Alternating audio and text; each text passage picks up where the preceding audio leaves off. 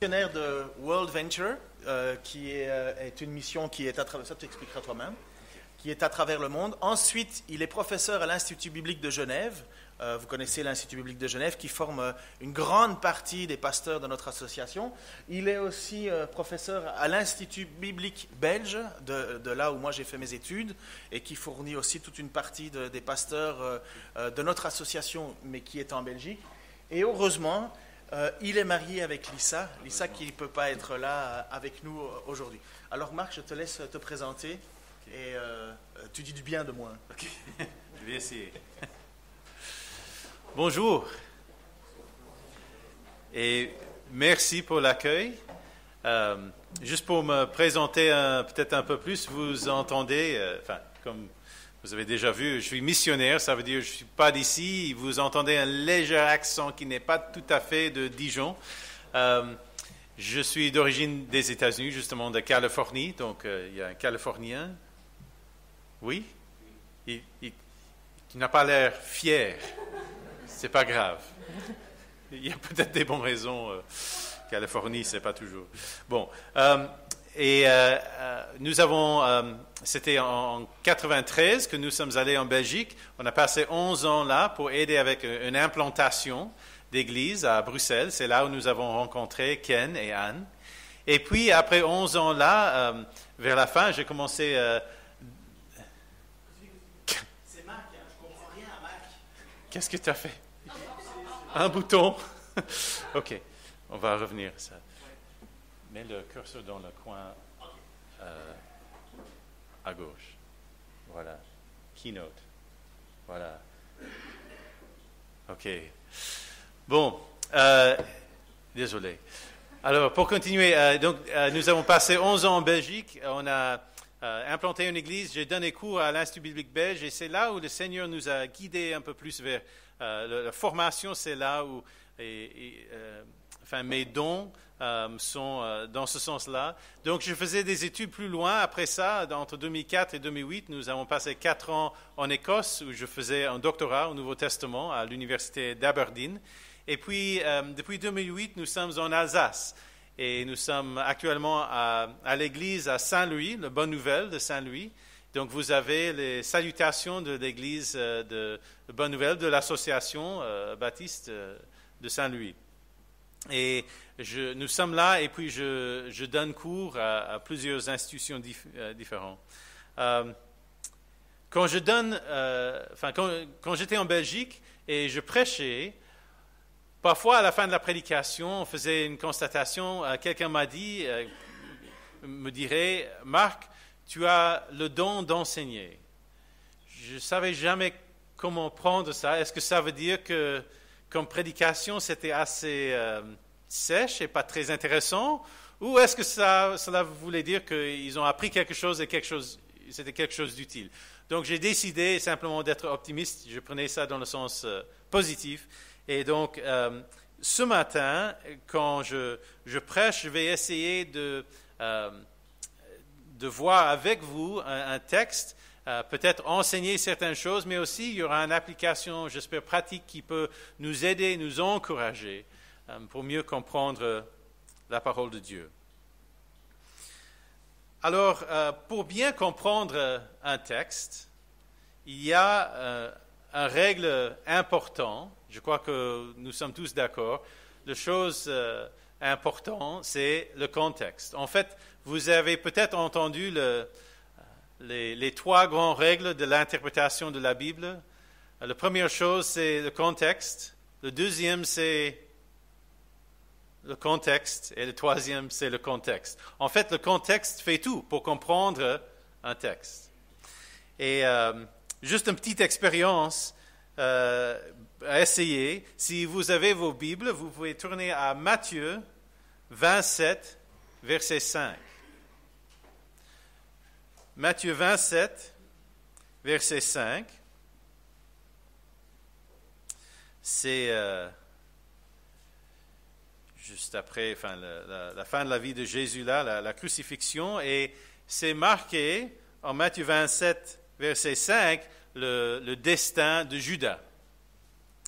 C'est marqué, Judas se retira et alla se pendre.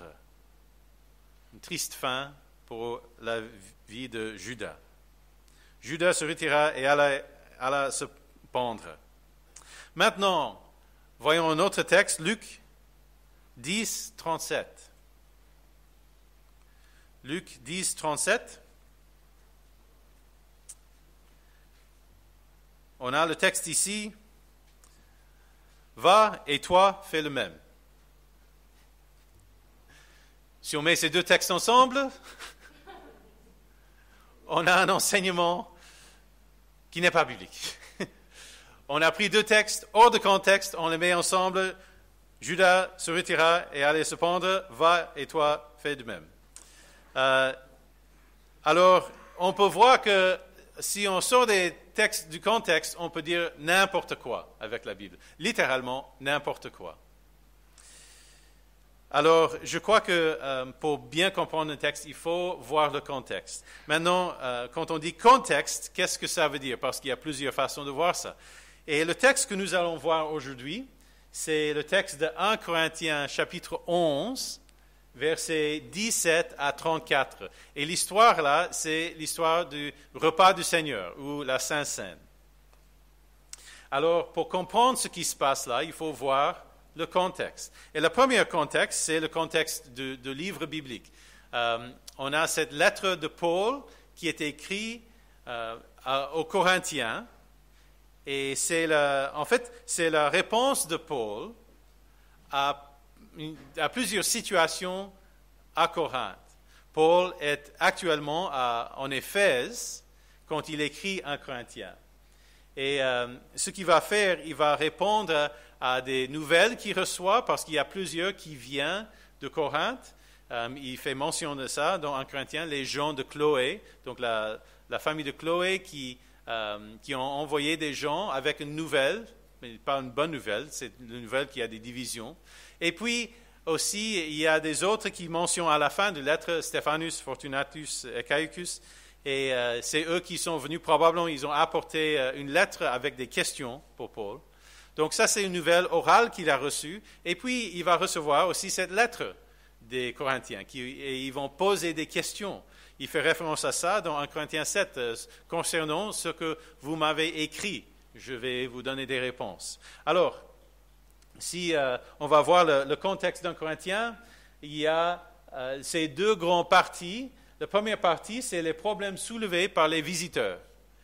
Il y a plusieurs choses qui sont soulevées. Et puis, la deuxième partie, en gros, c'est des questions soulevées par les Corinthiens dans leurs lettres.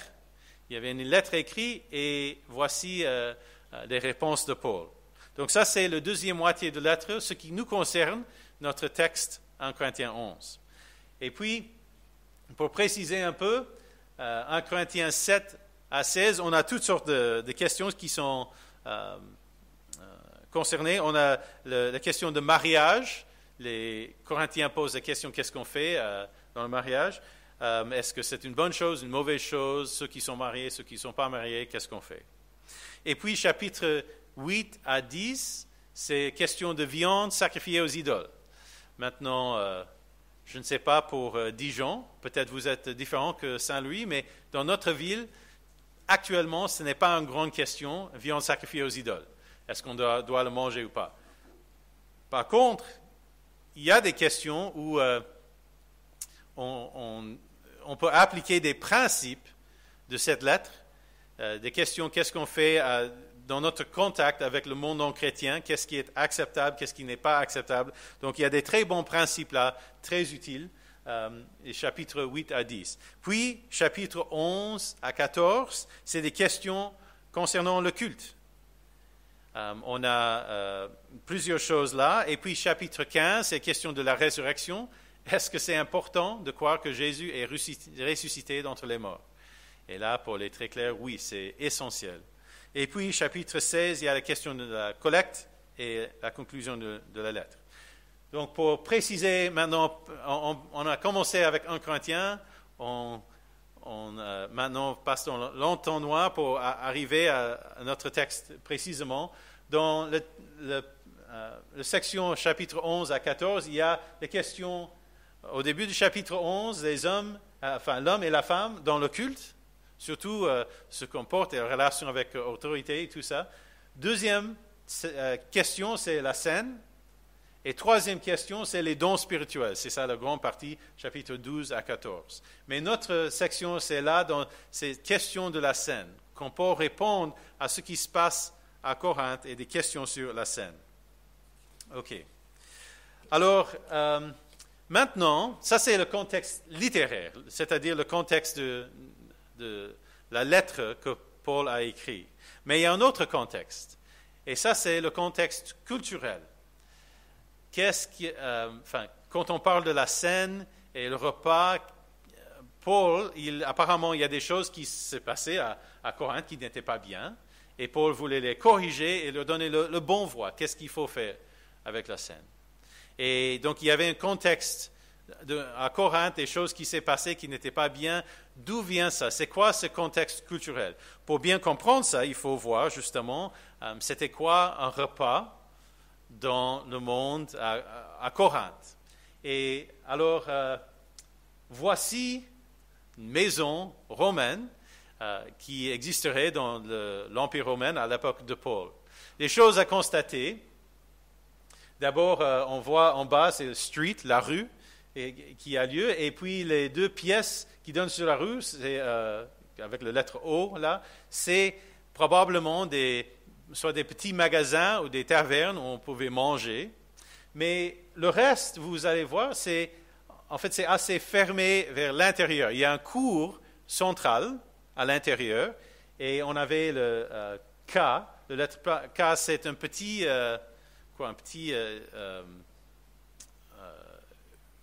il y a de l'eau, un bassin, oui, un bassin qui est à l'intérieur. Et le cours est autour de ça, et les pièces de la maison sont autour de ce cours. Donc, c'est différent que nos maisons aujourd'hui, parce que c'était, vers l'extérieur, c'était un peu fermé. C'était pour la sécurité. Donc, comme ça, on était protégé des gens qui voulaient entrer de l'extérieur. Et au lieu de donner sur la rue extérieure, il y avait peut-être quelques magasins, mais la plupart de la maison, c'était vraiment tourné vers l'intérieur. Et puis, il y avait des pièces à l'intérieur. Il y a une deuxième image. Voici une maison plus grande. On voit la rue, c'est ici à gauche, c'est marqué Taberna. Et puis, l'impluvium, c'est un bassin à l'intérieur de l'eau. Et on voit les pièces qui donnent à ça. Et puis, ici, c'est une maison des gens plus riches, parce qu'il y avait un deuxième morceau, là aussi, un cours ouverte avec un petit jardin où on pouvait faire pousser certaines choses.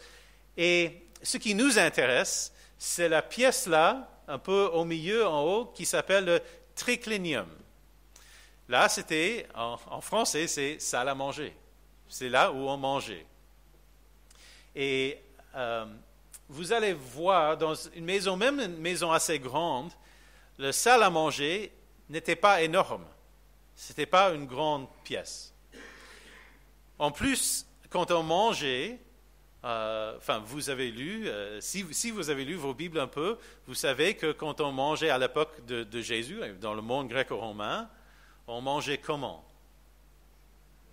Couché, oui. Donc, on mettait des tables souvent dans la forme d'un U. Donc, il y avait une table au centre et deux tables qui allongeaient les murs là. Donc, si on était allongé dans une telle situation, d'abord, je suis content que je vis dans notre époque parce que manger allongé, ça, je ne sais pas comment on fait ça, on soutient. Bon, mais eux, ça marchait pour eux. Et donc, ça veut dire si les gens étaient allongés et dans une pièce qui n'était pas assez grande, qui n'était pas très grande, ça veut dire qu'il n'y avait pas place pour beaucoup de monde. Donc, qu'est-ce qu'on faisait quand on invitait les gens de l'extérieur? Quand il n'y avait pas beaucoup de place. Peut-être dans le triclinium même pour manger, peut-être place pour une dizaine, 12, 15 maximum. Mais si on invitait une trentaine de personnes, et si on avait une maison assez grande pour les accueillir, qu'est-ce qu'on fait? On les met dans les autres pièces. OK? Pas de problème. Donc, il y a plusieurs pièces où on mangeait. Maintenant, il faut comprendre, ça c'est le contexte physique du monde gréco-romain. C'est comme ça qu'on mangeait un repas. Donc, quand une église se réunissait, ils se réunissaient dans des maisons. En fait, pendant les premiers 200 ans de l'Église, il n'y avait pas des bâtiments comme ce bâtiment-ci que nous, pour l'Église de Bonne Nouvelle de Dijon. Nous sommes bénis d'avoir un tel bâtiment où on peut avoir quand même pas mal du monde et avoir un culte ensemble. Mais chez eux, c'était dans une maison et si on avait du monde, il n'y avait pas de place, pas assez de place pour tout le monde dans la même pièce. Donc, les gens étaient dans les pièces différentes de la maison. Mais maintenant, dans un repas gréco-romain classique, le fait d'avoir un repas, c'était aussi un moment de montrer le statut social, c'est-à-dire la place qu'on avait dans la société. Et Jésus, il parle de ça même. Il disait, si vous êtes invité à un repas, il ne faut pas s'asseoir à côté de la hôte, de celui qui est invité, parce qu'on risque d'être mis plus loin et ça serait humiliant. Il vaut mieux plutôt s'asseoir derrière et être invité de s'approcher. Donc ça a montré qu'il y avait des endroits, des places d'honneur dans un repas.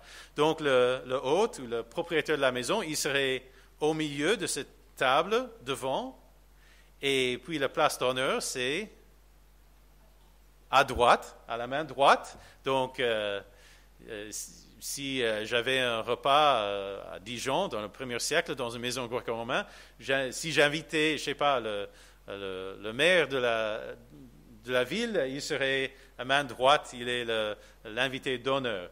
Et puis aussi, à ma main gauche, c'est aussi une place d'honneur. Et puis, on va voir qui est le plus important par leur place à table.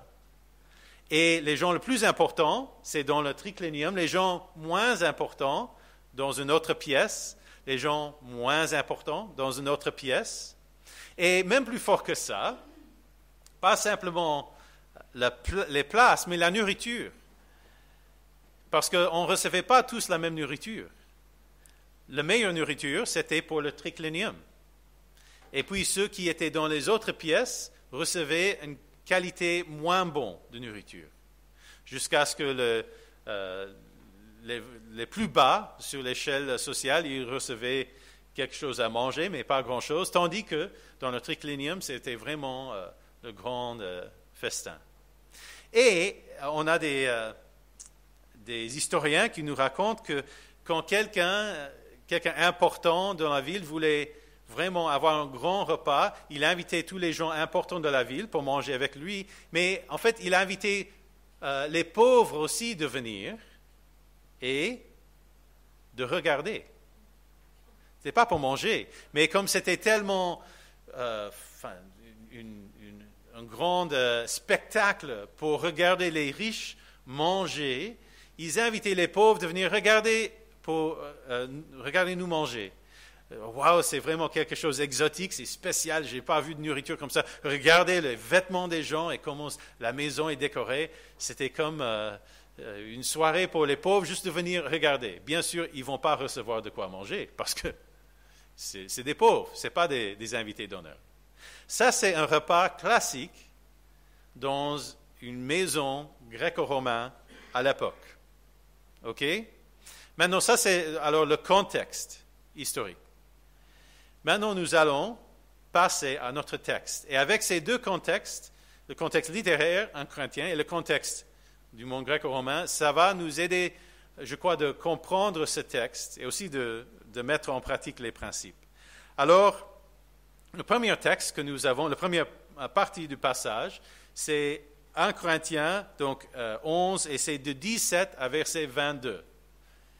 Et je crois que les passages étaient distribués pour épargner ma voix un peu et faire participer les autres. Donc, nous allons lire ensemble verset 17 à verset 22 du chapitre 11 de 1 Corinthiens.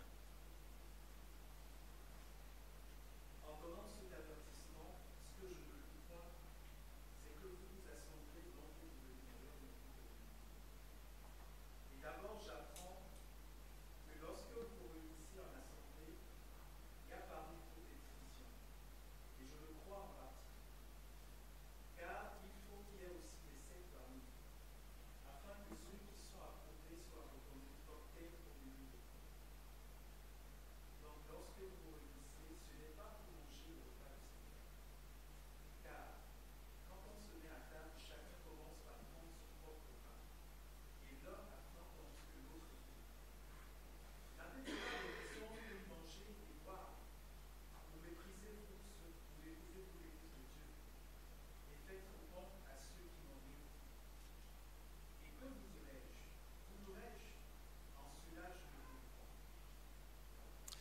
Merci. Alors, voici, on peut comprendre, je peux passer suivant, on peut comprendre alors, étant donné le contexte culturel, ce qui s'est passé ici. Les gens dans l'Église traitaient le repas du Seigneur comme un repas normal dans leur maison. C'est-à-dire, ceux qui étaient riches, ceux qui en avaient beaucoup, eux, ils mangeaient, ils buvaient, même trop, tandis que les pauvres n'avaient rien. Et Paul dit, donc le premier problème qu'il cite, c'est que certains ont oublié les pauvres. Et il dit très clairement, ou bien méprisez-vous l'Église de Dieu en faisant honte à ceux qui n'ont rien. Justement, il y avait une division entre les riches et les pauvres, et leur façon de faire, ils disaient, ça c'est pas le repas du Seigneur. Ce que vous faites, ça c'est, quand vous réunissez comme ça, c'est pour devenir pire, pas pour s'édifier dans le Seigneur. Donc c'était quoi le problème? C'était leur façon de célébrer la scène.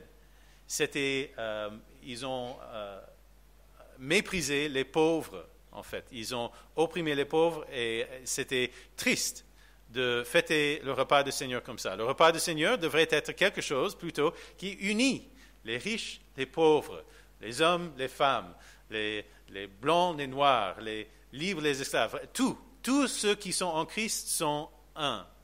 Et puis quand on divise pour le repas du Seigneur, ça c'est inadmissible. Premier problème, certains ont oublié les pauvres. Maintenant, passons à la prochaine section. C'est versets 23 à verset 26. Et lisons ça. J'ai reçu du Seigneur ce que je vous ai enseigné, ce que le Seigneur Jésus, dans la nuit où il fut livré, du pain. Et, après avoir rendu grâce, le rompit et dit, ceci est mon corps qui est rompu pour vous. Faites ceci en mémoire de moi. De même, après avoir soupé, il prit la coupe et dit, cette coupe est la nouvelle alliance de mon sang. Faites ceci en mémoire de moi. Toutes les fois que vous m'en boirez, car toutes les fois que vous mangez ce pain et que vous buvez cette coupe, vous annoncez la mort du Seigneur jusqu'à ce qu'il vienne. Ok, merci. Alors, on a un deuxième problème. Le premier problème, c'est certains ont oublié les pauvres. Et deuxième, certains ont oublié le Seigneur. C'est le repas du Seigneur. Ce n'est pas un repas dans la maison selon les coutumes et les normes sociales gréco-romaines. Ici, c'est le repas du Seigneur. Et certains ont oublié le Seigneur en cela. Donc, Paul, il souligne toutes les fois que vous mangez ce pain et que vous buvez cette coupe. C'est la mort du Seigneur que vous annoncez jusqu'à ce qu'il vienne. Donc, le but de tout ça, ce n'est pas d'avoir un repas pour d'abord juste pour manger pour soi-même, et deuxième pour montrer mon niveau social, combien je suis important, mais c'est pour se souvenir de ce que Jésus a fait pour nous.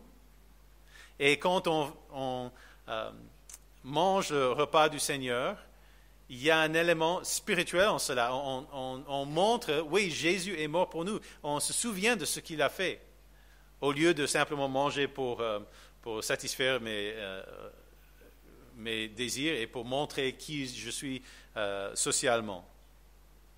Donc ça, c'est les deux problèmes. Certains ont oublié les pauvres et certains ont oublié Jésus. Alors, s'il y a ces deux problèmes, Paul va maintenant donner deux solutions à ces problèmes. Donc, la première solution se trouve en versets 27 à verset 32. Et si la personne qui a ce texte veut bien le lire. C'est pourquoi celui qui mangera le pain ou boira la coupe du Seigneur indignement sera coupable envers le corps et le sang du Seigneur. Que chacun donc, c'est pour soi-même. Qu'ainsi, il mange du pain et boive de la coupe. Car celui qui mange et boit sans discerner le corps du Seigneur mange et boit un jugement contre lui-même. C'est pour cela qu'il y a parmi vous beaucoup d'infirmes et malades, et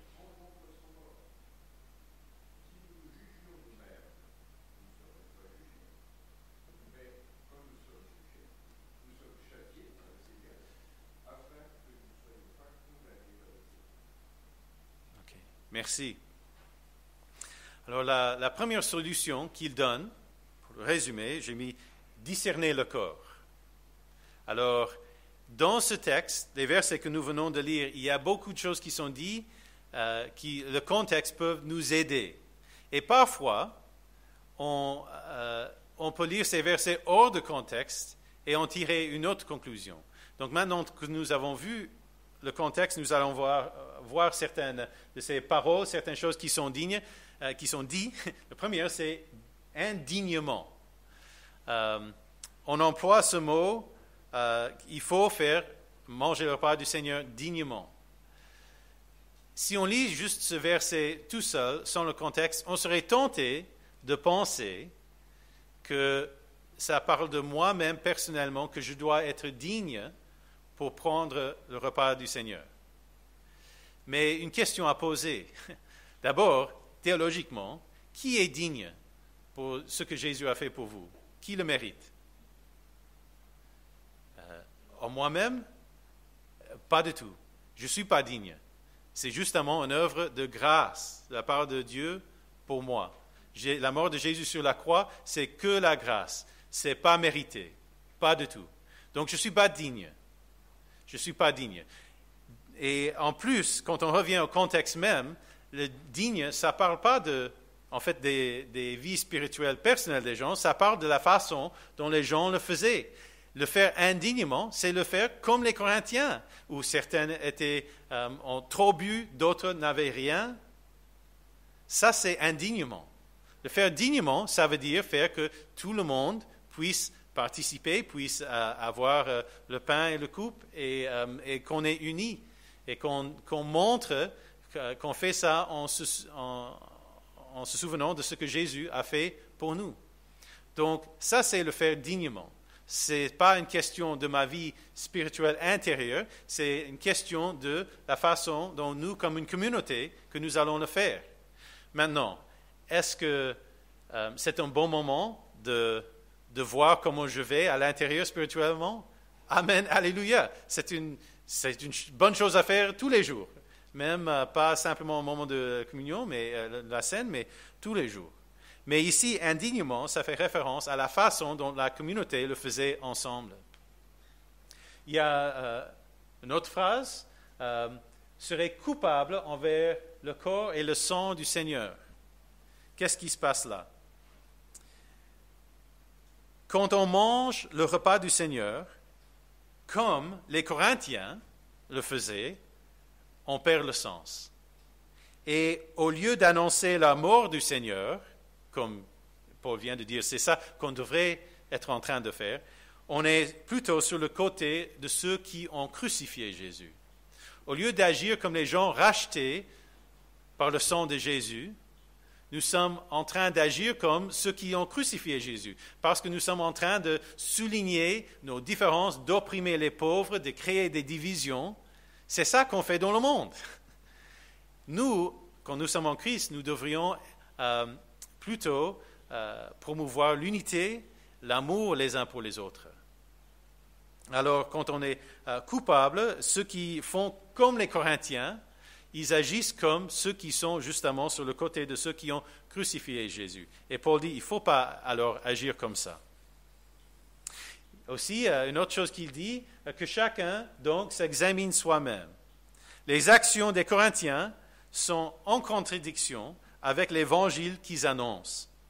Examinons-nous nos attitudes et nos actions envers les autres pour voir si elles sont en accord avec l'évangile que nous annonçons dans la scène. Donc c'est le moment d'examiner nous-mêmes pour voir si, surtout, nos attitudes et actions envers nos frères et sœurs sont en correspondance avec l'évangile qu'on annonce. Et puis, il cite une autre chose, il dit « sans discerner le corps ». Discerner, d'abord, il faut voir le corps, c'est quoi? C'est intéressant, dans le chapitre 10, il disait, le chapitre juste avant, il disait « puisqu'il y a un seul pain, nous, la multitude, nous sommes un seul corps, car nous partageons tous le même pain. Et puis, le chapitre après, chapitre 12, il dit, vous êtes le corps de Christ. Vous en faites partie, chacun pour sa part. Alors, dans ce contexte, quand il emploie le mot corps seul, sans le corps et le sang, mais simplement le corps, c'est l'Église. Chaque fois que Paul fait référence au repas du Seigneur, il dit manger le pain et boire le coupe. Dans le contexte ici, dans le passage, c'est un problème dans l'Église, le corps de Christ. Donc il faut discerner le corps, c'est-à-dire comprendre que l'Église n'est pas n'importe quel groupe où on garde les différences sociales.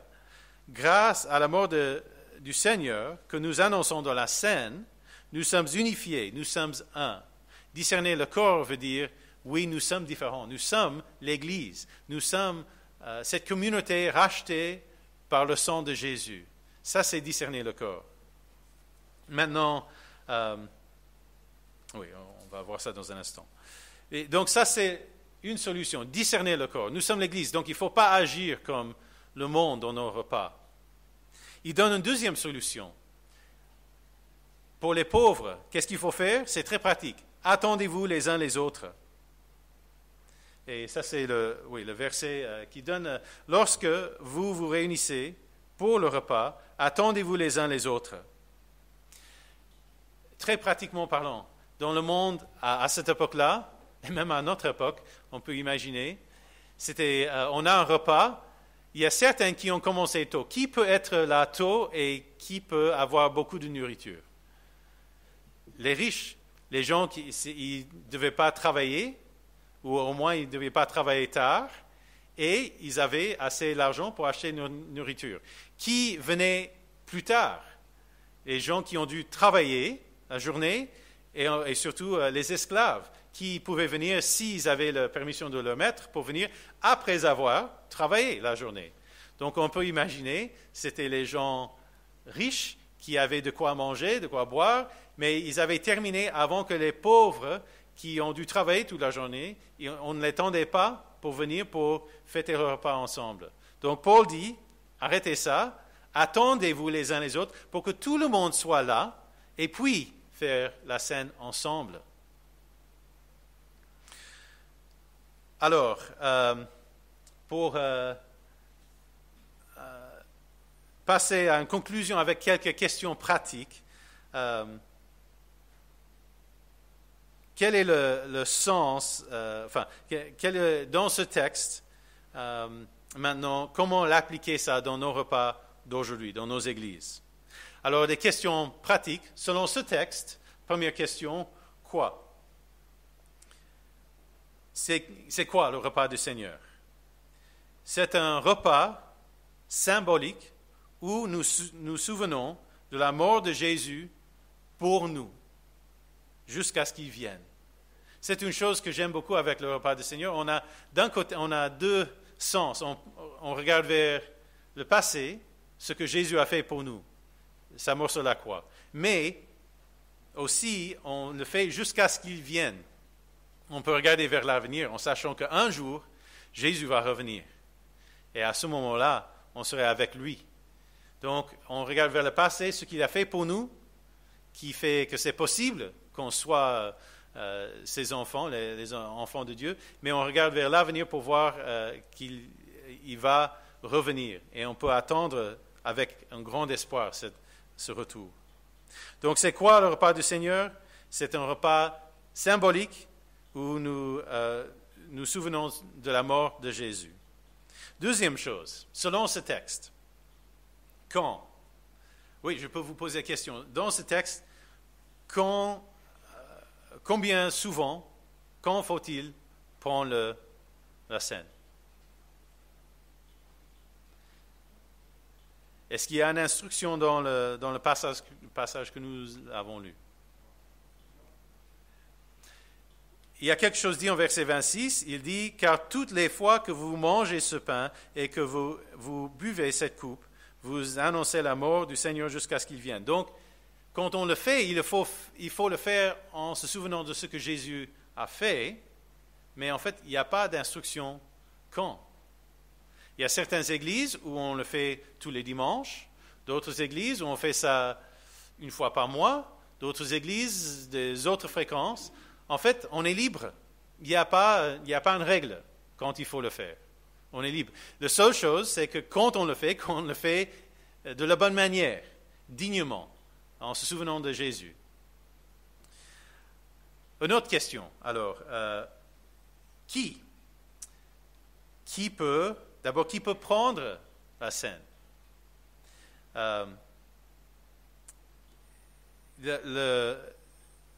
Selon ce texte, on a, dans le contexte d'un culte, des croyants qui se rassemblent pour un culte, qui mangent ensemble le repas du Seigneur. Maintenant, il me semble que le repas du Seigneur, ça a du sens pour ceux qui ont donné leur vie à Jésus, parce qu'on peut se souvenir de ce que Jésus a fait pour nous. Mais si je ne suis pas chrétien, alors ça n'a pas un sens pour moi. En même temps, je dirais ceci, la scène,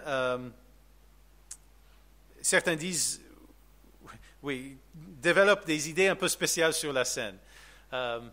D'abord, deux questions théologiques. Pour un non-chrétien, celui qui a décidé en fait de rejeter Jésus, qui ne veut pas être chrétien, quel est son destin éternel? Séparé de Dieu, l'enfer. Pour le non-chrétien qui mange le repas du Seigneur, quel est son destin éternel? La même chose. Donc, ça ne peut pas empirer sa situation, c'est déjà le pire qui est possible. Donc, je crois que quand on fait le repas du Seigneur, si on a un non-chrétien présent, peut-être par tradition, il vient d'un arrière-plan catholique, et il prend le repas du Seigneur, pour moi, ce n'est pas un grand problème. Le grand problème pour lui, c'est qu'il doit rencontrer Jésus. On doit l'aider de voir qui est Jésus et ce que Jésus peut faire pour lui. Mais pour qu'un non-chrétien puisse manger le repas du Seigneur, pour moi, ce n'est pas la fin du monde, mais je suis d'accord que le repas du Seigneur n'a pas un sens, n'apporte rien pour lui de spécial. Ce qui était important, c'est cette relation avec Jésus.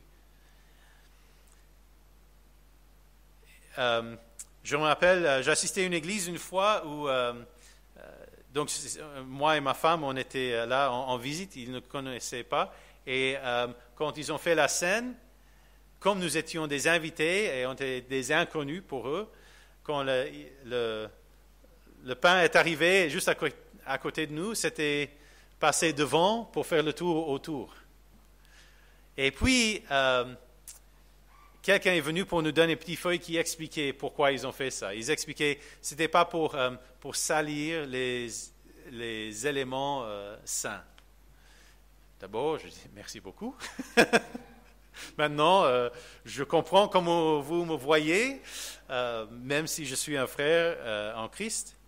Mais ce qui me fait peur théologiquement, c'est qu'ils commencent de voir les éléments comme quelque chose de presque de magie, qu'on peut salir, mais c'est du pain et du vin, c'est rien d'autre. Donc si moi, même si j'étais un non-chrétien, si je les touche, ça reste du pain et du vin. Il y a nos amis catholiques, eux, ils ont toute une théologie derrière ça, où le pain devient littéralement le corps de Christ et tout ça. Mais dans le texte même, et ici nous avons le texte le plus explicite sur la scène, il n'y a rien à ce niveau-là, c'est simplement pain et vin et de le manger de la bonne façon quand on est ensemble, en promouvant l'unité, en se souvenant de Jésus-Christ. Aussi avec le qui peut prendre la scène. Je entends parfois dans les églises les gens qui disent « Je suis chrétien, mais ça ne va pas très bien avec le Seigneur pour l'instant. Alors, je ne vais pas prendre la scène cette semaine. » Dans le texte que nous avons lu, est-ce qu'il y a un moment où Paul dit aux chrétiens de ne pas prendre la scène? Non. Tout ce qu'il dit, c'est qu'il faut le faire de la bonne façon. Nulle part dans la Bible est-ce que c'est marqué pour un chrétien de ne pas prendre la scène. Maintenant, est-ce qu'un chrétien peut passer par un moment difficile? Oui, tout à fait. Est-ce que quand on vient à la scène, on pense à Jésus, on a ce constat, je ne suis pas digne? Oui. En fait, toutes les semaines, on n'est jamais digne de ce que Jésus a fait pour nous. Parfois, on a une vie chrétienne qui va bien avec le Seigneur, des autres moments où c'est moins bien. Mais est-ce que c'est pour cela qu'on doit rejeter et dire « Non, je ne vais pas maintenant me souvenir de ce que Jésus a fait pour moi ». Je crois que c'est peut-être le meilleur moment, quand ça ne va pas bien, de se souvenir de ce que Jésus a fait pour moi et de se souvenir que nous sommes un corps. Parce que j'ai besoin, quand ça ne va pas bien avec Jésus, quand ça ne va pas bien avec ma vie spirituelle, j'ai besoin de vous. J'ai besoin de ma famille spirituelle. Et j'ai besoin de Jésus et de me souvenir de ce qu'il a fait pour moi. Alors, je crois que c'est un bon moment de dire, comme disait l'homme à Jésus, je crois, viens au secours de mon incrédulité. Oui, j'ai une foi, mais ça ne va pas bien pour l'instant. J'ai besoin de ton aide, Jésus, pour avancer. C'est un bon moment de prendre un nouveau départ, la scène. Ce n'est pas un bon moment d'arrêter, de ne pas le faire. Alors, oui, aussi peut-être pour qui peut distribuer la scène, selon ce texte? Est-ce que c'est spécifié? Non, il n'y a rien spécifié. En fait, c'était plutôt un repas. Donc, probablement, on passait de l'un à l'autre et il n'y avait pas... Enfin, le contexte de nos églises modernes où on est assis dans les rangs et quelqu'un passe, ça c'est, dans un sens, c'est non biblique, dans le sens que c'est pas dans le texte, c'est pas contre la Bible. Je crois que c'est très bien d'avoir un culte ensemble comme ceci, mais il n'y a rien spécifié qui peut distribuer la scène. La seule chose qui est importante, c'est de se souvenir que c'est Jésus qui est mort pour nous et de le faire dans l'unité. Donc, on a, je crois, une dernière chose, oui, comment le faire? Selon ce texte, c'est sans exploiter les pauvres, c'est le faire sans division, c'est-à-dire avec unité, c'est de le faire en souvenant que Jésus est mort pour moi, individuellement, et pour nous, comme une communauté, et en souvenant que nous sommes le corps unifié de Christ. Si on le fait comme ça, on le fait dignement, on le fait selon la volonté de Dieu. Juste pour redire, comment prendre la scène sans exploiter les pauvres dans l'Église, sans les divisions, mais en se souvenant que Jésus est mort pour moi et en se souvenant que nous sommes le corps de Christ unifié. Je crois que si on comprend cela, ce qui est malheureusement dans certaines églises une raison pour les divisions, peut être une cause, une raison d'unité et un moyen de vivre notre vie communautaire comme la famille de Dieu, un moyen fort pour nous encourager de le vivre ensemble. Alors, pardon, prions.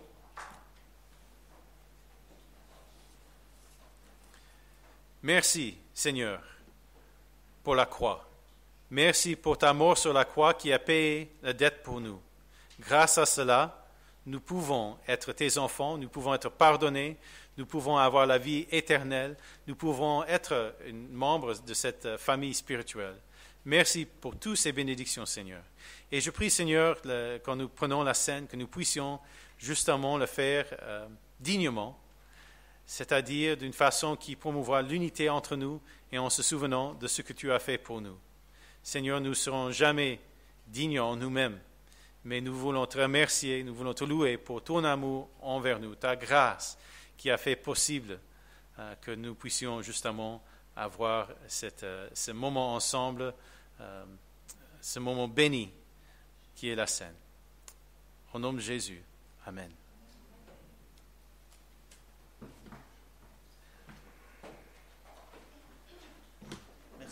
merci beaucoup, Marc. Puis on sent le professeur, hein? On sent qu'il a étudié. Hein? D'ailleurs, je pense que c'était Corinthiens, c'était ton sujet de doctorat.